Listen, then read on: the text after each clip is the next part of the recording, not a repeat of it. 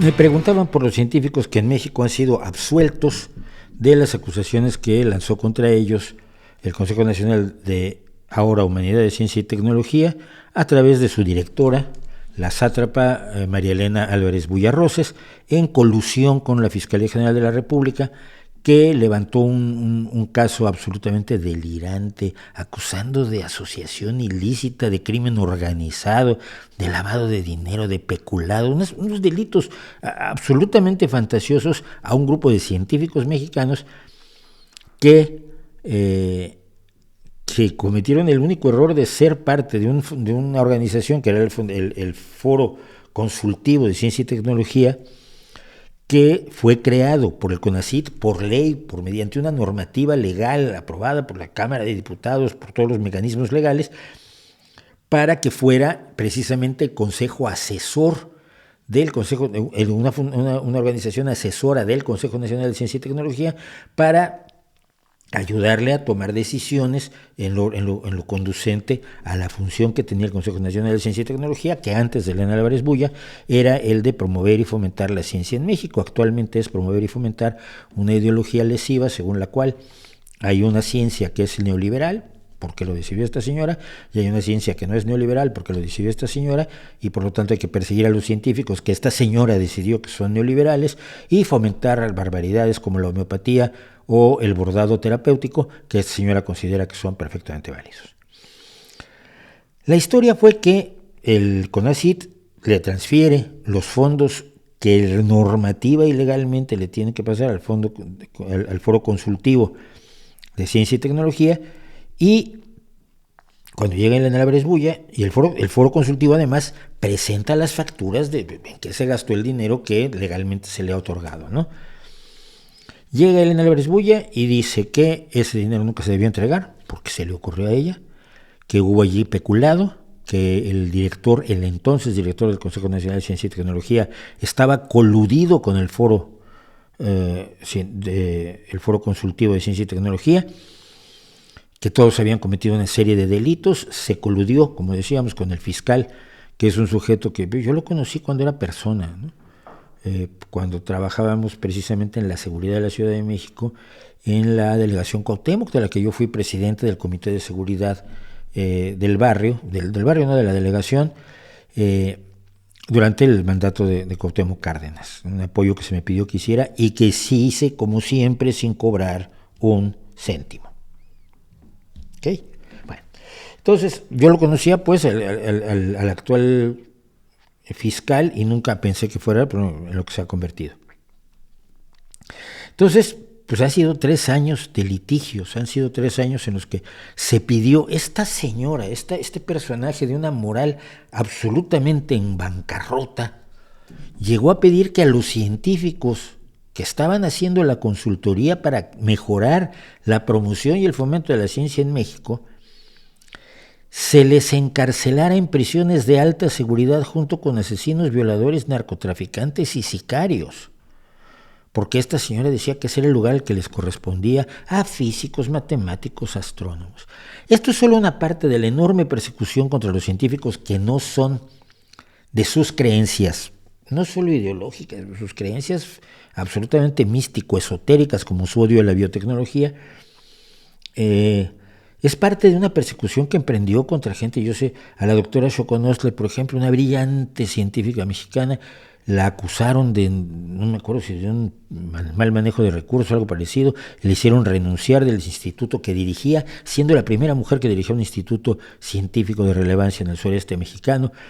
Luego al doctor Altamirano, que estaba del Instituto Nacional de Astronomía o de Óptica, que coordinó los telescopios mexicanos para que participaran con telescopios de todo el mundo en la primera fotografía de un agujero negro. Fue un hito histórico en el que participaron obviamente instituciones astronómicas de todo el mundo, y el doctor Altamirano fue acusado de acoso laboral y tuvo que renunciar. Luego se demostró que era falso todo esto.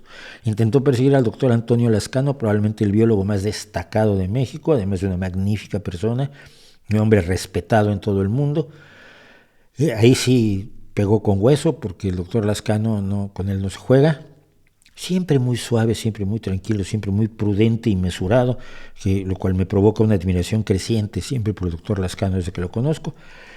Con él no pudo, y fue contra estos científicos, de los cuales al menos a uno de ellos, ¿no? En realidad de tres, pero uno de ellos es una persona cercana a mí porque fue mi profesora, su hermana fue mi profesora de matemáticas y ella de física, y bueno, seguimos en contacto a lo largo de los años, porque además son gente del exilio español, del sector decente del exilio español, o de los herederos del exilio español. Algunos por supuesto se han vuelto cosas despreciables, como María Elena Álvarez Bullarroses, por cierto, que arrastra por el fango el apellido de su señor padre, que fue un brillante científico asturiano, por cierto. Él es de aquí, de Asturias, donde yo vivo. Entonces, lo que ha pasado es que con el tiempo han ido los tribunales diciendo pues que aquí no hay nada.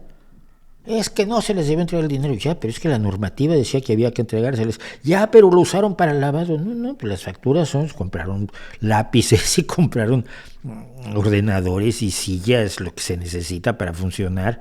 Y en todas las facturas está la limpieza de la gestión es clara. No, es que son unos criminales. No, y los tribunales han ido diciendo que no. Recientemente la pregunta se debía que fueron absueltos 12 de estos científicos. Creo que quedan 10 por absolver. A uno con una de los científicos perseguidos por esta salvaje, por esta persona sin ningún valor moral, sin ninguna decencia, sin ninguna capacidad, francamente, para dirigir, vamos, una tienda de dulces de barrio, ya no te digo la ciencia de todo un país, a la que le ha hecho un daño enorme, que tardará décadas en recuperarse. México está al nivel de credibilidad científica que estaba en 1917, según organismos internacionales, imagínese usted. Y yo le decía, bueno, cuando quieras en este canal puedes hablar, y quiero que hablemos y contemos toda la historia de la persecución a la que se han visto sometidos ustedes, porque les han machacado la vida. No te pueden hacer una acusación de esa dimensión y amenazarte con la peor prisión que te pueden dar en un país, además del tercer mundo, hombre, sin que sufras secuelas psicológicas gravísimas, ¿no? Y lo último que me dijeron fue, mira, cuando se hayan absuelto a la totalidad de los científicos falsamente acusados por esta especie de Elizabeth Bathory de la ciencia, que es Elena Álvarez Bulla, iremos varios a tu canal y aquí hablaremos del tema. Así que no queda más que decir que es una pena, porque en 2018, cuando López Obrador anunció que iba a nombrar a Elena Álvarez Bulla como encargada de la ciencia, un grupo de investigadores, de científicos, de académicos, de alumnos, de periodistas y de divulgadores científicos, entre los cuales me cuento yo, le pedimos a López Obrador que no lo hiciera. No sé si nuestra petición llegó, parece que fue bloqueada por alguno de los guardaespaldas ideológicos que tiene, esos que antes eran de izquierda y ahora son los traidores.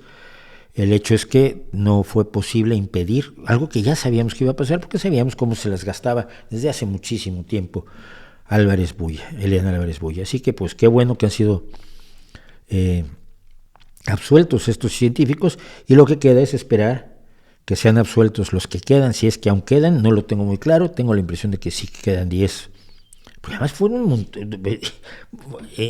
una cuestión de muchísimas personas que lo único que han hecho en la vida es hacer ciencia, que no deja grandes cantidades de dinero, a menos que estés en los niveles más altos de la corrupción política, por supuesto, que no está en la gran mayoría de los científicos tampoco.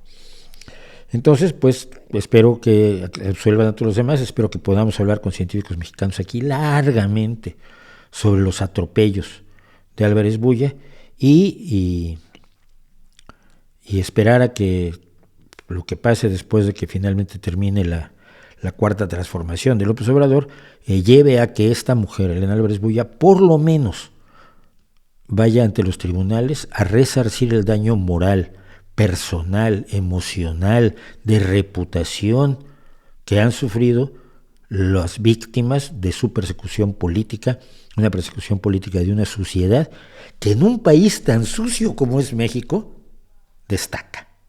Increíble, ¿no?